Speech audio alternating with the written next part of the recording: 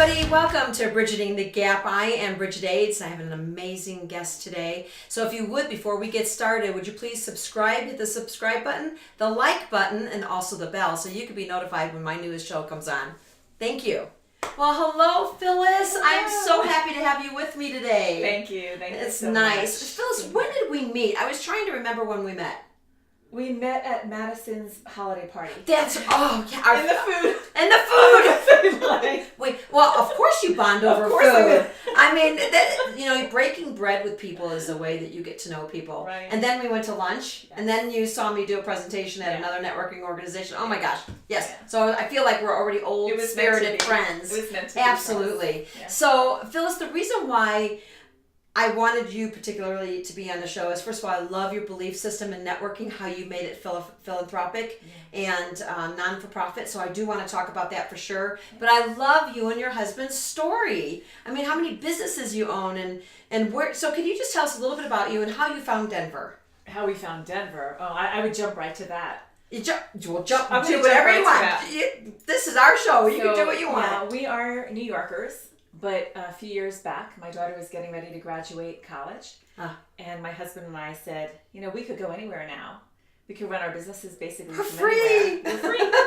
And so we started going to different cities, different towns throughout the U.S. And we fell in love with Colorado. Oh, yeah. But the reason why we fell in love with Colorado is we actually planned the trip around Red Rocks. We are huge live music people.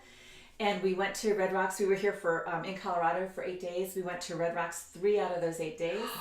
And on the last night, I think we were seeing Mo. I can't remember the group, but I think it was Mo. The last night, Lloyd and I looked at each other and said, "Are you thinking what I'm thinking?" And I said, "No, we are."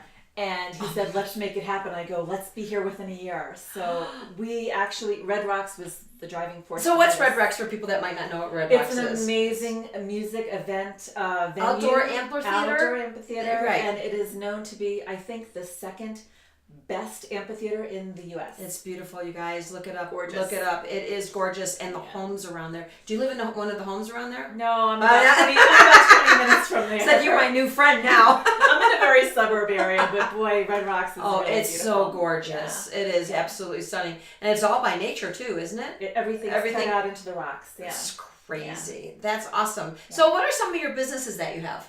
Well, my husband actually started, he owns a franchise called 1-800-GOT-JUNK. Yeah. So that was his 15 years ago, almost 16 years ago now. So he's been a franchise owner.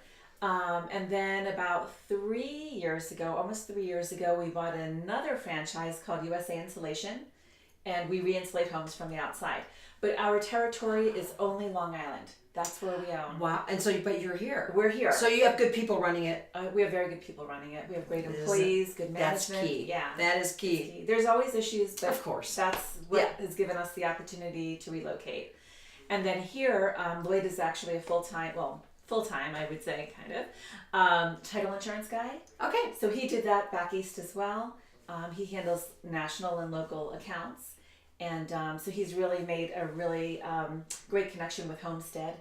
And we'll talk about that because they're our founding sponsors now for Colorado 1000. Wow. So when we moved here in the summer of 2017, we got all set in about 6 weeks after I decorated the house because we didn't come with any furniture. We left it all behind. Was that exciting? It was very exciting. Oh my gosh. It was very exciting to me to buy everything new. Oh my God. And pretty and all matchy and oh my gosh, that's wonderful. Yeah, it was wonderful. So then 6 weeks after we moved in, 7 weeks, I said, okay, I'm done with that. Now what do I do? And we actually called our realtor. We called our mortgage guy and a few people that we met moving in. And I said, come to breakfast. I want to tell you about an idea that I have to start a nonprofit charity here. So they all came. I told them what we were about. And they were like, hey, we're in. We love the idea of what you're doing and raising money for local charities, all while networking with great, amazing business people. Yes. So we launched it. Wow. Okay. So the reason why I have Phyllis here is she has the same heart as many Coloradoans, and that is No entrepreneur should be alone ever. And so can you please tell us a little bit about Colorado 1000? I want this world to know about it. Oh, well, our little world in Colorado anyway. Sure, absolutely. And I can't take the credit for it. Right. It started in New York, back in New York, under a different organization that I was working with, and I was a volunteer for. And so the premise is that you are a business professional that want to network with other business professionals that also want to give back to community. And it's really about giving, the terminology, being a go-giver or, along that. To receive, you got to give. You have to. There's no other way to, really, it doesn't work. Yes, but the flip side is you have to also receive, otherwise you can't afford to give. So we understand both of those. I got it. Yes. Idealism. Mm-hmm. So now, how does that work? What does that look like? I mean, is there a monthly membership, if you will, and does that membership go strictly into some? I mean, what is the background a little bit? Sure. For simple-minded, how does that turn into a philanthropic adventure for you? We are a monthly networking organization. It's called Colorado 1000, as you said. Yes. And that was a name change for January 1st. So I went over and started the kind of. Is your website done? It's done, and it should be turned on within the next day or two. I'm so excited, you guys, because when we had lunch last, you were like this, like it's going to be done. I know, it's looking beautiful. So Colorado1000.com. It's actually www.co1000.org. Okay, so that's our website. And we will make sure that is in the bottom of this so that people can look at that. All right. Great. Okay, so yes, we are a networking organization, so we meet once a month for our morning general networking meetings. What time is that at? Usually we start at 9:30, and from 9:30 to 10 we do networking. Nice. From 10 to 11 we actually have our meeting. And our meeting is really talking about local things happening. Sure. We go around the room. We usually get about 30 to 40 people attend our morning meetings, and they introduce themselves. We talk about our beneficiary for the quarter. So every quarter we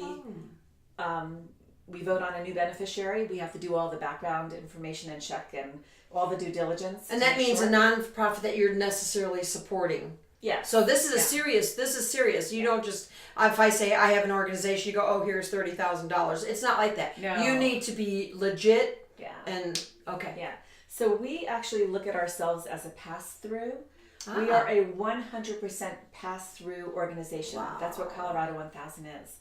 So we help organize, bring the people together, bring our sponsors together, our members together that join Colorado 1000.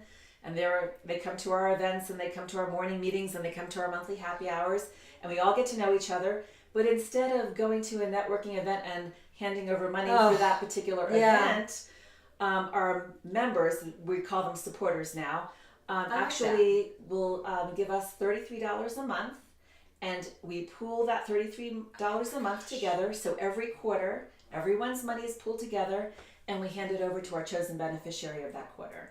And that we do during our big mega mixer. So I've got to know, what does that look like when you, I'm like, I don't know how you do it. I am a crybaby. I would be a crybaby all the way there and then after. So is it that you call somebody and say, hey, I just want to let you know you guys have been chosen and we're going to give you this money? Or do they know ahead of time? They kind of got to know a little bit, don't they? I mean, our you got to do research. Yeah, we ask our members to nominate a charity that they love or that's near and dear to them. We get lots of responses from our members. And we look through the list, and I start my homework on the organizations. Once that main homework is done, that's when I'll reach out to the organization and say, we're looking at you. You were nominated by one of our members. I'd like to meet with you one-on-one and get to know who you are. So, that's basically how we do it. And then we choose from there. We go over all their background information, their tax information, their status of nonprofit. Yeah. So, wow, that is awesome. Oh my gosh. That's how we choose. That's how you choose. Well, I'm glad that you have a system for it because I've seen some very flippant passing of money and it makes me very nervous. And I'm sure you have. Nerve-wracking, and it's a big responsibility taking our members' money and our sponsors' money and making sure 100% of that goes to the cause. So how do you know that? A huge how do you know that it goes all your to tax information? You have to. Oh, is it public? Oh, yes, yeah. And they're required as a beneficiary, if they want us to raise money for them, they're required to send me everything, so. I love that. Yeah. I'm not in a nonprofit world at all. I think I'll soon be, though. So my channel is all about struggles and the mindset. So when you were thinking of Colorado 1000, I know your mission was so deep you didn't have doubt, but did you have a little bit of like fear or doubt or naysayers? No, you know what? That's my problem. I have no fear. You have no so fear. I just go trudging through and just jump in. And I go, I don't know. It's gonna work, I guess. Yes. and that's where I meet my challenges. It's not the fear factor of starting. I'm able to start things, and maybe that's, I don't know, in a way a good thing. But we need people like that though. You're the visionary. Yeah. But then I'm okay with a handoff. So as we grow and as we give it to the implementer, the one that's going to implement it. Well, it's important to have committees. Yes. I mean, we were so fortunate with Colorado 1000 Homestead Title Insurance. I found out about them through my husband because he's a title guy, the two owners. So I met with them, with Tom and Evan, and I said, here's what we're all about. I would like to have a name change because I want it to be all about Colorado. I don't want to have anything to do with the East Coast or anywhere else. Right. I want to focus local, on raising money locally for charities, and I want to include everybody. So when I told them about what we were doing, we had a couple of meetings. They came to one of our mega mixers, and they were like, oh my God, this is amazing. How can we help? I said, I need you as a new founder. I need a local founder to support us, to pay for the website, to pay for the marketing material. It's going to be a donation from you guys, but that's what I really need to launch it and do it right. And they jumped in. So even though I jumped in, they jumped in. So I have that support. And then I have the support of our members volunteering at our mega mixers, at our morning meetings, at our happy hours. Right. And everyone's jumping in and doing it. Because if I really thought about it, I'd say, well, I can't do this all on my own. There's a lot of things we can't do on our own, but a lot of entrepreneurs think they should. Yes. Yeah. And that's where I think we get into trouble. We're afraid to kind of hand off or let go of little babies that we've started. Yes. And that's... I think of that, and the most common thing is, do I really hand my book? If, for example, I always use my example of my electrician friend. He would work, he loved the 50 hours a week doing electrical work, but then the 20 hours a week you go home and you do bookkeeping, not so much. Because he's not a bookkeeper. Yeah. So it's those kinds of things you say, you know what? I need to balance my life and be productive, and I need to hand my bookkeeping off to bookkeepers. So when you've started enough businesses in your lifetime and in your marriage, what were some of the struggles that you faced, and when were you ready to hand off those things, and was it uncomfortable? Well, it's always uncomfortable when you come up with a struggle. Before I got here a few days ago, I answered some of your questions. Yes. What do you want to talk about? And something that I talk to, keep it in my head, and I talked to my daughter about as she grew up, is Edison tried 1,000 times. I love that you said that with the light bulb. I love to make that light bulb work, right? And on the 1,000th time, now, do we really know it was the 1,000th time? I don't know. Who knows? Yeah. It was hundreds of times that he tried and tried. It was and actually tried thousands. If you read it, yeah. Okay. Mm-hmm. And so that the struggle is you just move forward and you throw it up there and see what sticks. And if it's not working, you got to let it go.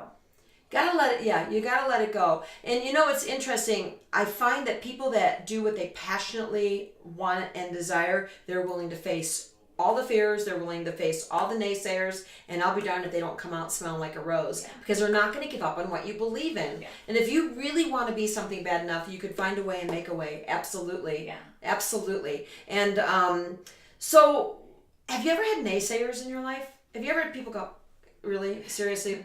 Phyllis, you think you just moved here and you're going to create... No one's ever said that. Good for you. Yeah, I've been really fortunate. What advice would you have for somebody who might be looking at completely starting a new business? I mean, just absolutely, they want to do what they want to do. They love what they do, and they want to start a business. What would be some of your advice? Because you've started one or two. Yes. We bought into franchises. However, both franchises that we bought into, they were non-existent in our territory before, so it is a brand new business. So even though there's a franchise model, and you say, oh my gosh, I'm going to buy into the franchise because it'll make it easier, and there's a model, right? And there's somebody to show you along the ropes. I grew up in a franchise family. Okay, I get it. I think it's a great place to start. Right. Absolutely. So especially for somebody that's not been in business and they say, okay, I'd really like to learn. So it is easier to learn a model that's already out there, like a system, proven and process. Okay. But if you're not buying somebody's turnkey business that already exists, it is a brand new business, and it's an education. So totally, yes. isn't it? Yeah. So, what is your opinion on?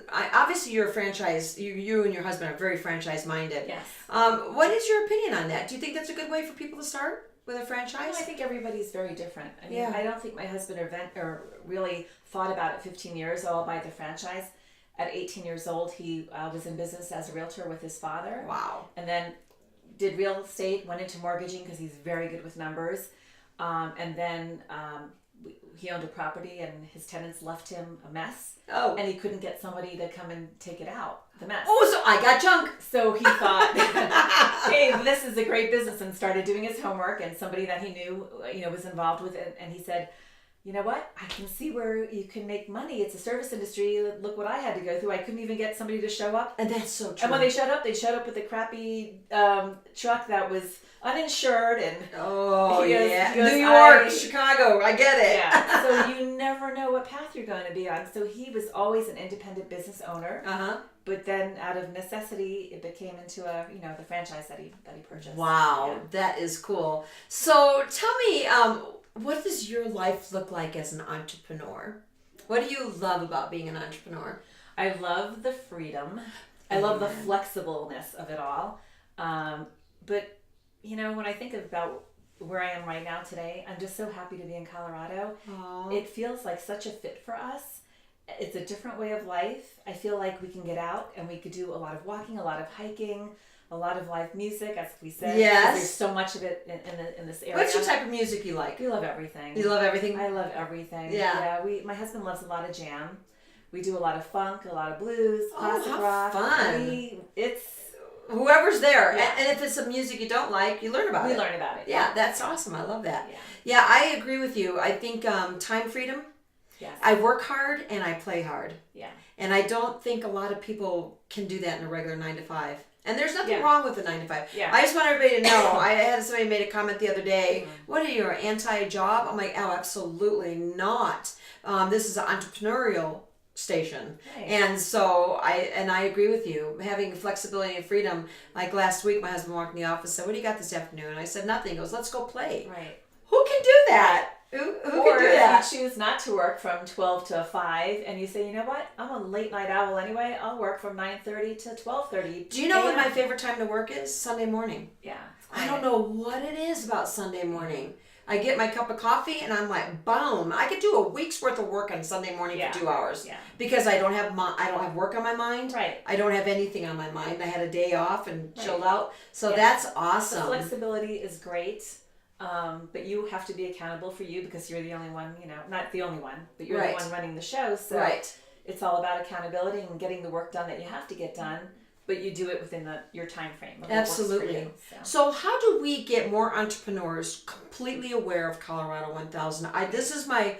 Obviously having you here, but I'm so passionate about your Colorado 1000, and I'm me included. I know. I want to get involved in that. Yes. So what do we do? What's the first thing we do? Well, our website is going to be released any day, as we talked about. Yes. And really, it's so important right now. I mean, we have about 55 to 60 people that regularly attend our morning meetings and that have been involved in the past year under the other organization. So I'd like to hope that everyone's going to follow suit. Okay. And we're calling it Colorado 1000 because we're looking to compel 1,000 business individuals to join us. 1000, you guys. So that means, let's say it's at, that means it's about $400 a year. Your dues, I don't even call it dues. Okay, it's do you really have a to be in donation. state to pay that? No, it could be Okay. anybody. So if my friends in Washington or Chicago, they could easily say, I just want to be a part of it. Yes, but know that we're all local. I mean, Correct. anyone can donate, but the money Donate. is going directly to our, So our local. causes. Okay, so we just got to keep that in mind. Yeah. So if you are in another state, you could absolutely play Yeah. and work with Phyllis on that. But the donations will stay in Colorado. Yes, and Got that's it. very important to know. I think that's very important. I mean, you're living here. We need to get back to our state. Yeah. So what was your question? Because I said I wanted to just comment that our 1,000 means that's who we're looking to. You're looking to grow to 1,000 sponsors. Right, and at 1,000, well, not sponsors. They're individuals. Individuals, but Yeah. what did you call them? They're not members. Sorry, Supporters. Yeah, Supporters. We're going by supporters. Supporters. Because we are a nonprofit organization ourselves. Yes. It's important that we say we're supporters because a member seems like it's exclusive. Yeah. And we don't want to exclude anybody. No. So even if you're not a supporter month to month, you come to our big Mega Mixer events quarterly, great, you're a supporter. That's and you let us wonderful. know. You email us and let us know, and there'll be a Yes. calendar on there, a Right. calendar of events. Right. So it's really all word of mouth. You know, our supporters tell other people. And what's really important, and this kind of touches on our, whether you're a supporter or a sponsor, is because of the difference that we're making here locally, we really look to explain to our supporters that it's important to market themselves as a supporter. And the reason being is they have clients that, let's say if you're a life insurance individual and you work for a company. Well, I'm sure when you go out networking or go to dinner or meet neighbors and you say, oh, what do you do? Oh, I sell life insurance. Okay, how much can we talk about life insurance? And it's not a sexy topic. It's not a sexy topic. And you know how they say have your 30-second pitch? Yeah. Ready to go? Well, wouldn't it be something if that 30-second pitch was, you know what? I'm a life insurance person, but I'm sure you understand what that's all about. But what's really great about what I'm doing is I belong to an organization that gives $100,000 every quarter to local charities, and that's my money that I'm putting in. And there's a whole bunch of us that do this, and we all network together, and we're like-minded go-givers, and that's what I really want to talk about. And I want to invite you to come to see what I do. Absolutely. So then they invite them to our meetings. But what does it tell your clients that you do that? Right. It's like, wow, they're a giving person or they're a giving company. That's if right. They're a sponsor. And so it's nice to lead with the fact of we're giving, here's why. Mm-hmm. And then of course you're going to get to know those people and build relationships, and you'll send them their information about what you are. Referrals happen when you do life together. Yeah. That's when referrals happen. We don't, and I'm really glad we're tapped. There's two things I want to tap on. Is it category specific? Can you have just one realtor, one mortgage lender, or one this? Or there's an abundance mindset? There's abundance. We actually have one of my mortgage guy who, when we moved in, I said, I want you to come and have breakfast. I want to tell you about what I plan to do. So his name is Scott Harshman. He's with Cross Country Mortgage. He relocated to Cross Country Mortgage, I think about 5 or 6 months ago. So, and he said everybody went to Cross Country Mortgage. Anyway, so he became one of our first members, supporters, and he donates $100 for every closing that he does as a sponsor. Oh, that's a brilliant idea. Now he said, I don't do it. He goes, I tell our clients, hey, this is the organization that I belong to. If you donate your $100 at the closing, we're going to give it directly to Colorado 1000, and it goes to our local. So that's his way of contributing to the community. And then we had several other mortgage people that showed up for our meetings, and they said, well, Scott's already, he's already the sponsor. I go, no. And I said, Scott, come on over here. And Scott said, please don't think that way. He goes, wouldn't it be great if 10 mortgage companies, 20 mortgage companies gave $100 each closing. Yeah, and he goes, look what it will do for our community. Oh my gosh. So we are not like that at all. We have lots of realtors, we have investment people. So there's a lot of people that are involved, and they understand the giving mentality and want to be there for that. Not, what do I get out of it? It's, hey, if I market myself this way, hey, I'm a proud supporter of Colorado 1000, and I put my sticker on, and I put a logo on my card, so it's something to talk about. Yes. That's where we're going with this. It's bigger than just what we're doing. Exactly. So somebody's listening and they've never networked at all. They were like me. They're scared to death to walk into a room of. You're not like that. Well, I started that way. That's how this whole channel started. Okay. Was I had somebody say to me, Bridget, you need to tell your story when you first networked. Okay. Because I was a hot mess, and you can find that one. It's one of my first videos, and so. Are they walking into a room full of strangers, or are they going to be absolutely just welcomed? Well, I mean, would I say it's a love fest? No, because that would it's a business meeting. Yes, it's business, and I think people appreciate it's business. But yes, our business professionals, our supporters, our members that have been coming and did join up as a supporter member, they're looking at that front door. They're very and I always have them volunteer. So we have greeters at the front door. I'm so glad to hear that. Yes, because I'm running around and I can't greet everybody. No. But we have greeters. We have people that check in newbies and also members and welcome them and give them some material.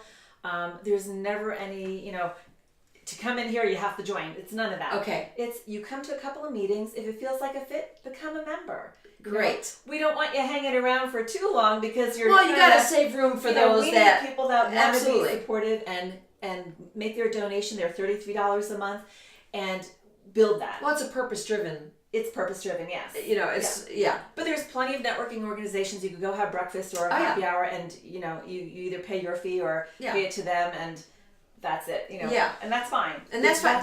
We need a balance of all of this. But that's not who we are. That's not who you are. So, that's where I wanted to make sure. Yeah. So I can bring a friend. Yes. So I can bring a friend. Now, do you meet at the same place every month all the time, or do you kind of go around? What does that look like? Actually, we let our members, our supporters. I kind of am saying members and supporters because they're the same to me. Yes. But we let them host. So if they have an office building, a business that can hold anywhere from 25 to 35, 40 people in the morning. This isn't the mega mixer, the quarterly mega mixer, because we do mixing at restaurants for that. But if they can hold that amount of people, they're welcome to host. Nice. They would just give me a heads up, and I'll book them in to host that next month's meeting. And they provide water or coffee and a snack, and they get to speak for 10 minutes. Yeah, so you don't make food your main focus. No. Doesn't that make you? It makes you crazy. Or whatever. Yeah. When everybody's worried about what's the food, I'm like, what's the purpose? Yeah. So these are our general morning meetings, so they have the chance to host at their place of business. Yes. And a lot of people like that. And some realtors will tell me, or a few other people with different businesses, I don't have a space that can hold that. I don't have a conference room. Yeah. So I said, well, go to the library and just rent the library room for $10? Yeah. If you're not seriously, we get it for free because we're nonprofit. But that's their donation to us. But it's really a minimal amount of money, and then sponsor it there. We'll show up and you. That's a great idea. I love that. Because we don't want to exclude anybody. No, right? no. I wouldn't have a place for anybody to meet. Right. I might know a few people that have big office spaces, but I would lean on that. So I could do that. And that's okay. You could lean on those kind of people, and I'm sure they'd help you out and say, sure, whatever meeting you want, have here. Yes. So it's a win-win for everybody. Absolutely. Yeah. Absolutely. What would be your number one advice for somebody who's never networked before? How do they start networking? What do they do? What would you say your number one advice is? If they're working with somebody, if there are other coworkers or people that they know in the business world, ask them, where do you network and why do you network there? Good. Yeah. I like that. So just go with somebody. That's how actually mine was by accident. Yeah. But I wished I would have had somebody I knew that networked, because I would say, can I go with you? Because then I wouldn't feel like, I'm leading something that I don't know anything about. Right. So, well, with that being said, is there any advice you would love to give or anything else that you want to talk about with Colorado 1000? There's so much with Colorado 1000. We have our Mega Mixer coming up. Okay, tell us about the Mega Mixer. It is a tentative date, and we were going to have it in April, but it looks like it's going to be the first week of May. Okay. Because of our new status. And then after that, it'll be every 3 to 4 months. And when I say Mega Mixer, that's the ones that we hold. Is that the ones like 100 people show up? Yeah, we usually get between 100 and 130. We usually have a restaurant that will host sponsors, so they'll give us the room for free, or the event space for free, and then they'll throw in appetizers, which is wonderful. Nice, yes. And so far, everybody's done that. Because then you're not taking it away from a donation you could give. Right, and it is cash bar, so they're still making something for the evening, and they're paying for their employees and stuff, so we want to make sure that they're getting something. So that Mega Mixer is coming up in May, but yes, definitely, please. When the website is turned on, which should be any day now, again, it's www.co1000.org. Okay. And on our website, we'll list all of our meetings, all of our general morning meetings, our happy hours, our mega mixers, and how you can get involved. Nice. And you'll hear all about our sponsors. You'll hear about Homestead, our new founding partners. So I encourage everybody to jump on that, or they can call me. So, and my number's on the website. And what we're going to do, Ron and Carrie will make sure that we get this on Facebook and that we get this all over, because we gotta have we have to have more of these. Yes. Are you just looking at one Colorado 1000 or?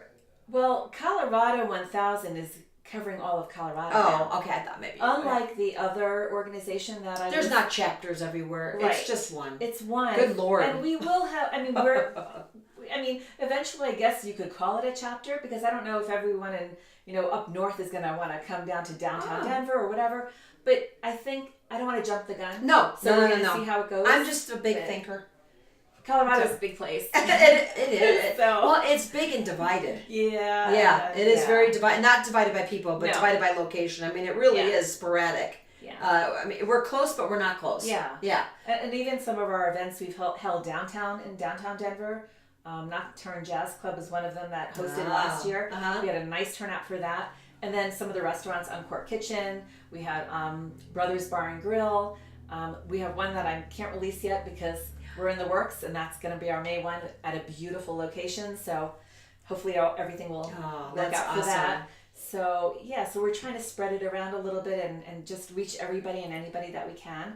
And if you're not sure if we come to your area, let us know, call us up, and let's make it happen. Yeah, let's make it happen for sure. Yeah. And we'll have all your contact information. Can they get your contact information from your website? Yes. Okay, so we don't need to put that out No. there. It'll all We be- don't want spammers. Right. Yeah, that please, no spamming. But that's great. Thank you so much, Phyllis, for your time today. Thank I know you, you took Bridget. a busy schedule to be here Thank you. with Bijou and I, my Yes. little co-host. Yes, she's so darn sweet. I She can't say no to her. She jumps I know. up. I'm sure some of you have pets out there as well. Well, thank She's- you everybody she's very for being a part of this show. I really appreciate it. Thank you so much, Thank you, Phyllis. Bridget. Thank you. And if we could, just a little reminder, please just click the subscribe button, and we will have Phyllis's information for Colorado 1000 right there for you. And thank you so much for joining me today, and I hope this is the best day of your life. Thank you. Bye. Bye.